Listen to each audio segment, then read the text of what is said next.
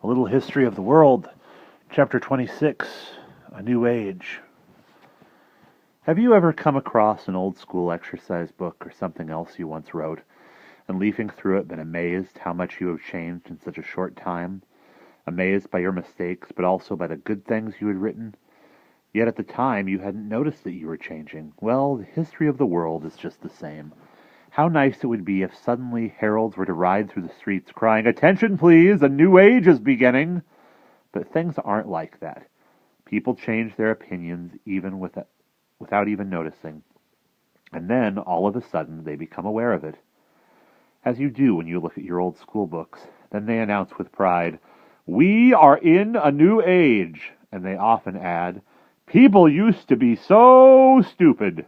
Something of the sort happened after 1400 in the cities of Italy, especially in the large and prosperous cities of central Italy, and in Florence in particular. They had guilds there, too, and had built a great cathedral, but Florence had none of the noble knights that were to be found in France and Germany. For a long time, Florentine burghers had ignored the commands of their German emperors, and by now they were as free and independent as the citizens of ancient Athens. And, as the years went by, these free and prosperous burghers, shopkeepers, and craftsmen had come to care about entirely different things from those that had mattered to the knights and craftsmen of the Middle Ages. To be a warrior or a craftsman and dedicate one's life to the service and glory of God was no longer every man's aim. What mattered was to be someone in your own right, to have a head on your shoulders, and know how to use it, to think and judge for yourself, to act on your own authority without the need to consult others, and rather than resorting to old books to find out how things were done in the past, to use your own eyes and act accordingly. That's what it really came down to, using your eyes and acting accordingly. Independence, ability, intellect, knowledge, and skill were what counted. People no longer asked first about your rank, your profession, your religion, or what country you came from. They said, "Tell us what you can do." And suddenly, in about 1420, the Florentines noticed that they were no longer the people they had been in the Middle Ages. They had different concerns. They found different things beautiful. To them, the old cathedrals and paintings seemed gloomy and rigid, the old traditions irksome, and in their search for something more to their liking, something free, independent, and unconstrained, they discovered antiquity. And I mean literally discovered. It mattered little to them that the people of those times had been heathens. What astonished them was what those people could do. How they had freely and openly debated and discussed, with arguments and counter-arguments, everything in nature and the world. How everything interested them. These people were to serve as their models. A great search for books written in Latin began. People strove to write in Latin that was as clear and as precise as that of ancient Romans. They also learnt Greek and so discovered the wonderful works of the Athenians in the time of Pericles. Soon, people were more interested in Themistocles and Alexander, in Caesar and in Augustus, than in Charlemagne or Barbarossa. It was as if the entire period since antiquity had been nothing but a dream, as if the free city of Florence was about to become an Athens or a Rome. People suddenly felt they were witnessing a rebirth of the ancient long-gone era of Greek and Roman culture. They themselves felt born again through the discovery of these ancient works. And this is why this period of history came to be known in Italy as Rinascimento, or as we know it from the French, the Renaissance, the rebirth. Everything that had happened between they blamed on the barbarian Germanic tribes who destroyed the empire. The Florentines were determined to do all they could to revive the spirit of antiquity. They were enthusiasts for everything Roman, for the superb statues and the magnificent and imposing buildings whose ruins lay over all of Italy. Previously dismissed as heathen ruins, these had been shunned and feared. Now people suddenly rediscovered their beauty, and the Florentines once more began to build with columns. But people didn't just seek out old things. They looked at nature again, this time with the fresh and unprejudiced eyes of Athenians 2,000 years before them. And when they did so, they discovered a new beauty in the world, in the sky and trees, in human beings, flowers, and animals. They painted these things as they saw them. The solemn grandeur and spirituality of the illustrations to sacred texts in monks' books and cathedral windows now gave way to a style that was natural and spontaneous, full of color and vitality, yet accurate and true to life as they intended. Using your eyes and acting accordingly also made for the best art, which might explain why the greatest painters and sculptors were to be found in Florence at this time. Nor did these painters merely sit down before their paintings like good craftsmen and represent what they saw. They wanted to understand what it was that they were painting. In Florence, there was one artist in particular for whom painting good paintings was not enough, no matter how beautiful they might be, and his were far and away the finest. He wanted to have a perfect understanding of all the things he painted and how they related to each other. This painter's name was Leonardo da Vinci. He lived from 1452 to 1519 and was the son of a farm servant girl. He wanted to know how a person looked when they cried and when they laughed, and also what the inside of a human body was like, the muscles, the bones, and sinews. So he asked hospitals to give him the bodies of people who had died, which he then dissected and explored. This was something quite unheard of at the time, and he did not stop there. He also looked at plants and animals in a new way and puzzled over what makes birds able to fly. This led him to think about whether people too might one day not be able to fly. He was the first person to carry out an accurate and precise investigation of the possibility of constructing an artificial bird or flying machine, and he was convinced that one day it would be done. He was interested in everything in nature. Nor did he limit himself to the writings of Aristotle and the Arab thinkers. He always wanted to know if what he read was really true. So above all, he used his eyes, and with those eyes he saw more than anyone had ever seen before, because he was always asking himself questions about what he observed. Whenever he wanted to know about something, for example, why whirlpools happen or why hot air rises, he did an experiment. He had little time for the learned writings of his contemporaries, and was the first person to investigate the secrets of nature by means of experiments. He made sketches and noted down his observations on scraps of paper and in a vast accumulation of notebooks.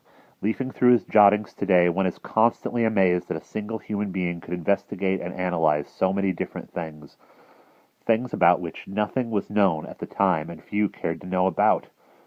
Yet few of his contemporaries had any inkling of the many discoveries that this famous painter was making, or knew his novel ideas. He was left-handed and wrote in minuscule mirror writing, a reverse script which was far from easy to read. This was probably intentional, for in those days it was not always safe to hold independent opinions. Among his notes we find the sentence, "The sun does not move." No more than that, but enough to tell us that Leonardo knew that the earth goes around the sun, and that the sun does not circle the earth each day, as had been believed for thousands of years. Perhaps Leonardo limited himself to this one sentence because he knew it didn't say so in the Bible, and that many people believed that what the Bible had to say about nature must never be contradicted, even though the ideas it contained were those of Jews who had lived 2,000 years ago when the Bible was first written down. But it wasn't only the fear of being thought a heretic that led Leonardo to keep all his wonderful discoveries to himself. He understood human nature all too well, and knew that people would only use them to kill each other.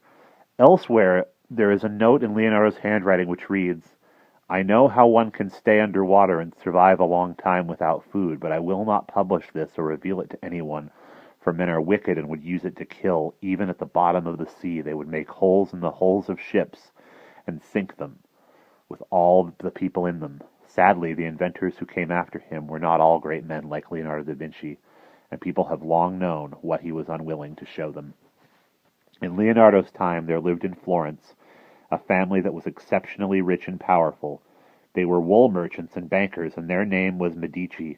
Like Pericles in ancient Athens, it was they who, through their advice and influence, dictated the course of the history of Florence throughout virtually the whole period between 1400 and 1500. Foremost among them was Lorenzo de Medici, known as the Magnificent, because he made such wonderful use of his great wealth and gave support and protection to so many artists and scholars. Whenever he came across a gifted young man, he instantly took him into his household and had him educated. A description of the customs of Lorenzo's household gives you an idea of how people thought at the time. There was no seating order at the table. Instead, the eldest and most respected sitting at the top of the table above the rest. Instead of the eldest and most respected sitting at the top of the table above the rest, it was the first to arrive who sat with Lorenzo de Medici, even if he were no more than a young painter's apprentice, and even an ambassador, if he came last, took his place at the foot of the table. This entirely new delight in the world, in talented people and beautiful things, in ruins and books of the Greeks and Romans, soon spread out from Florence in all directions, for people are always quick to learn about new discoveries.